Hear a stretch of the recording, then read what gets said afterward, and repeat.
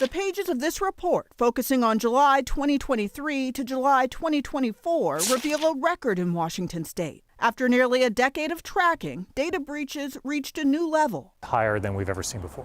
The Attorney General's office says a major factor were 2 mega breaches. These were against Comcast and Fred Hutch, in which literally between the two of them, about 4 million or more Washingtonians were impacted by massive data breaches there. Fred Hutch was hit late last year. What does it look like if this data is out on the internet, particularly my social security number or something like that? Back then, warnings went out. If that message demands a ransom, do not pay it.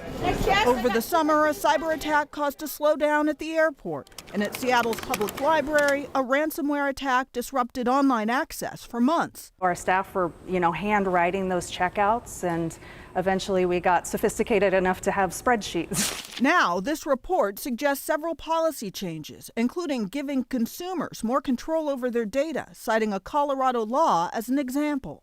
They passed a law that basically says you as an individual can go and do what's called a global opt-out. You're just saying basically anytime I go to a website, I'm communicating right now, I don't want my information shared with anybody. It's one suggestion being considered to rein in the rising number of data breaches that are putting personal information at risk. It's hard to quantify the economic impact, but it is large. Now, currently, state law says that a company has 30 days to notify you if there's been a data breach where your information may have been compromised.